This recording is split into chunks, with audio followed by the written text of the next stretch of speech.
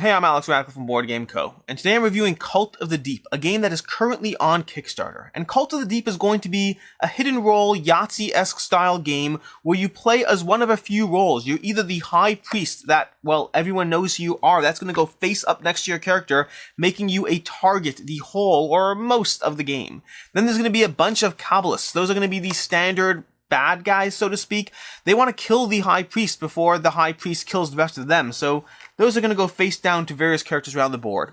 Then there's going to be the Faithful, which are there to support the High Priest, and those are also going to go down. And then finally there's going to be the Vengeful Heretic, or the other Heretic. There are Retribution, there's two Heretics in this game, and they act as a kind of balancing force in the game. They want it to be that they win if they are the last cultist left alive, so they're kind of keeping a little bit of balance back and forth in the game. And there's two different characters in the game depending on how it plays out, because there is a death mechanic in this game where as you die, you're still involved in the game to a degree, to a lesser degree, but still to a degree. Now you're going to have the High Priest, which is publicly available. Those rest of those roles are going to be shuffled up and dealt out to every character, so no one really knows who the other characters are. There is no open your eyes, see who, there's none of that in this game. This is going to be a game where you have to kind of figure out what is going on in the game as you go, and that's going to drive the actual game forward, because in the game you're going to roll a bunch of dice, and then, like Yahtzee, you'll pick which dice you want to keep. I think I'm actually going to go ahead and keep these three. That's a pretty solid roll right now. And then I'm going to roll these three, and I am going to reroll both of those because none of those particularly helped me. And we walked away with one more of these. That's helpful. 2 daggers. I can live with that roll. And so what you're going to do is you're then going to commit those dice to various characters. You can commit them to yourself to potentially heal yourself if it's either blood or if it matches your specific roll symbol. If there are daggers, you can commit them to other players to do damage to them, which we'll talk about more in a second. Or a very common start of the game is going to be committing those dice to the specific altars in the middle of the game. The specific cards, you're going to commit different dice to them, activating different abilities. Every time you commit a die, you will get a benefit from that altar, or more often than not, there are some cards that operate a little differently. So for example, these 4 dice in the Astral Rift actually lets me roll them to get a bunch of other stuff. So I'm going to go ahead and activate this double dagger, and everyone on the board is going to lose 2 life. I'm going to activate these parchments, and I'm going to get other dice to commit to other rituals, and this blood droplet is all cultists gain 1 life, so I basically did 2 to everyone and then healed everyone 1. And so all these cards are going to have different abilities, and then if you actually execute them all the way to the F, they're going to have different tokens on them that's going to move down as you utilize them. So over here, I'm going to shift that down a bit, and there we go.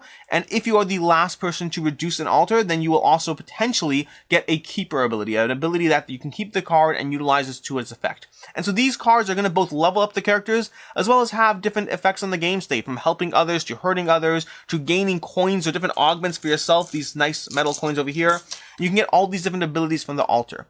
Alternatively, like I said, you can commit dice to other players. If you get the blood droplet, you can commit them to yourself or others to heal them from any damage they got. If you get the daggers, you're going to go ahead and deal damage to others. And this is where the game starts to get a little tricky, because if you are the High Priest, you have to know whether you're assigning damage to people who want to hurt you or people who want to help you. The last thing you're going to want to do is take out the Faithful in this game. You will lose instantly if you just start targeting the wrong person. The flip side is, as the Faithful, if you sit there and redirect and direct your damage towards other players instead of directing it to the High Priest, people are going to start asking questions. But as the Cultist, if you direct your damage to the High Priest too early, then everyone else will know who to go after. And the game is pretty well balanced in the sense that in the game, there's enough of a balance of who has the most health. The High Priest is going to start with the most health, and then it has enough support from the characters that if the Cultists go straight towards the High Priest, more often than not, they will lose. And so you have to be subtle in this game. You have to power yourself up. You have to ping other players. Try to read into their motives and actions. Figure out, when they did that, were they trying to redirect you? Were they dealing damage to the High Priest just to throw you off and they're actually the Faithful? Or maybe the Cultist deals damage to another player instead of the High Priest, and you start wondering who's who in the game. The specific roles of the characters, every character is going to have a unique role that gives them an extra ability in the game. And those specific altars, all those things are mechanics in the game that drive the game forward as people kind of push and prod at different aspects of the game.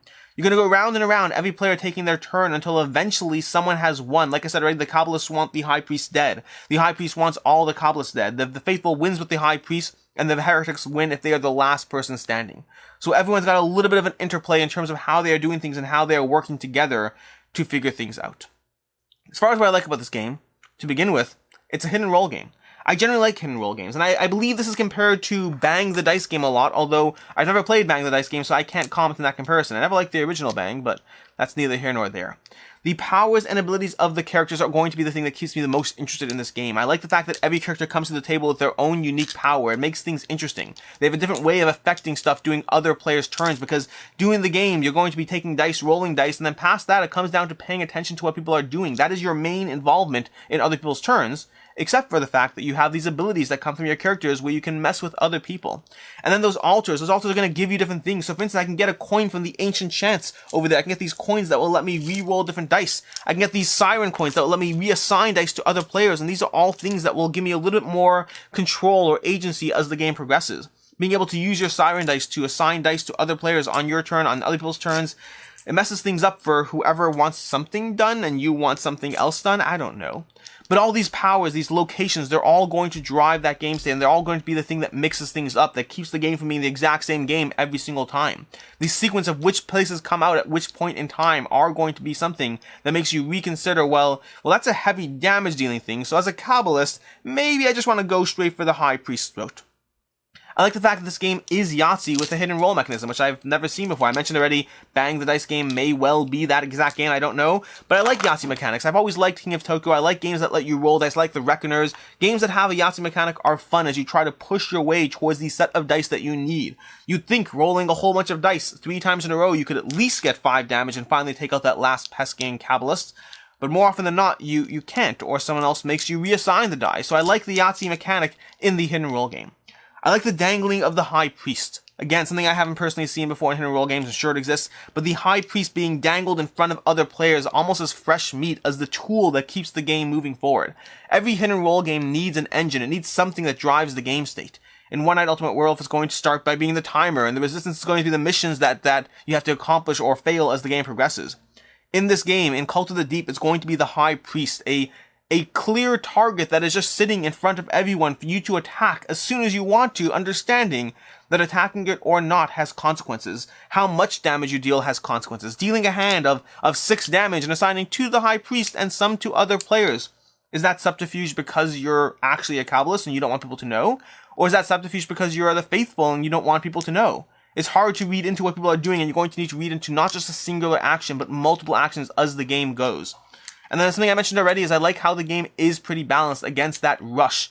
The biggest critique I would potentially have against this game is that a mad rush towards the High Priest just defeats the game state entirely.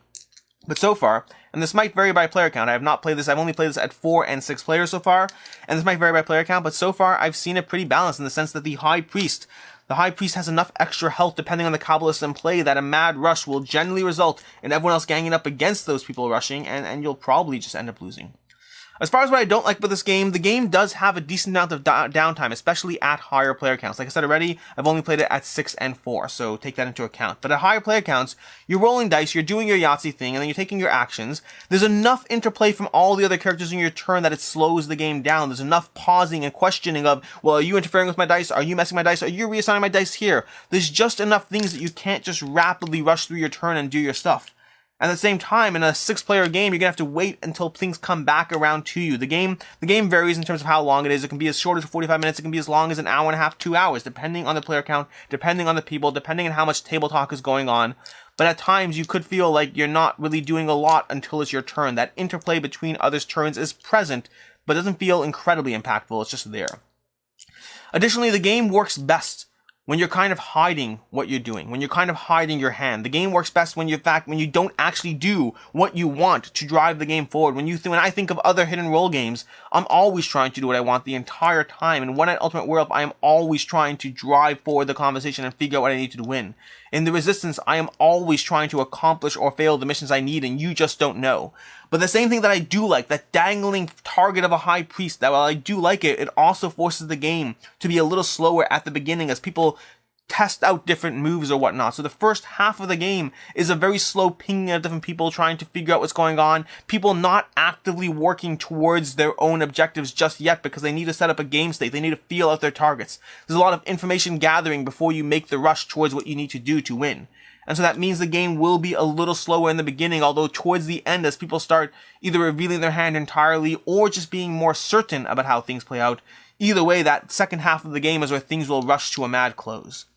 And then lastly, the thing I didn't like is the art didn't pull me in at all in this game. I'm not particularly pulled in by the art. It's okay. It doesn't bother me, but it just doesn't really call to me in some way. Although, I guess now's a good time to mention something I forgot in the what I like category, which is the components. The components are incredible. These dice, over here are absolutely gorgeous, glittering marble dice. The metal coins, they have 3 different types of metal coins for different abilities, and they're all pretty solid metal coins. So the components pull me in a lot, while the art does not. As far as I can see others not liking, there's going to be really 2 things, which is, well, 3 things. Technically, it's a hit and roll game. If that's not your thing, I don't think this is going to change your mind. If you don't like trying to hide your identity, if you get frustrated as people call you out correctly or incorrectly, this may not be for you. Additionally, the game does have some take that to it. The game has a bit of take that in terms of undoing the actions of others, of getting in the way of, well, you assigned that dice there, I'm going to change it. You assigned that dice there, I'm going to spend a siren coin and stop it. There's enough take that in there that, again, if you just don't like having your plans thwarted, this game does have that. And then lastly, same idea, just mechanically based, it's a Yahtzee game. Like I said already, you can have that one turn where you're trying to do a specific thing, and despite having 3 chances to re-roll your dice, you're just not able to get what you want, while the next player goes and immediately manages to do 12 damage to you by getting a perfect damage roll. That can happen. It is going to be a dice game, despite having those mitigated rolls. As far as my final thoughts on Cult of the Deep, I'm not giving this one a rating just yet. I've started adding ratings to my reviews. This one, I've only had the opportunity to get 2 plays in, because I got the game fairly recently, and the Kickstarter is live, so I am trying to balance the amount of plays I would like to get in versus trying to get this game up, this review up, while the Kickstarter is still active. So I'm not giving it a review. I will say that, well, I'm giving it a review, I'm not giving it a score. I will say that Cult of the Deep is a game that I do want to add to my collection and see where else it goes. I like the basic core mechanics of the game. I like the dice rolling. I like the targeting. I like the game that is being played out here and the nuance of the different characters and powers and abilities and all these alters that are coming out as the game progresses. Overall, I like the engine that is on the table. My one concern as far as its longevity is going to be that downtime and how invested I feel compared to the length of the game. When I'm looking at different games to pull off the shelf, will I pull this one off, knowing that it may well be an hour and a half if I'm playing a 6-player game? Although granted, 6-player games are currently pretty rare in the age of COVID and whatnot. Overall, Cult of the Deep is one that I can recommend. So overall, it's a game that if you like hit and roll games, if you like the things you've heard here, I do think this is worth checking out. I am not certain about its longevity in my collection. It's going to take time and more plays to see how it plays out, if the game is consistently different across 5, 6, 10 different plays, if the downtime is still worth it or not as I continue to play it. So that I can't speak for sure. But for right now, it is one that I'm interested enough to be adding into my collection. I hope you found this review helpful in some way. Questions and comments down below. As always, I will answer absolutely anything. And until next time, I'm Alex Radcliffe from Board Game Co. And have a good one.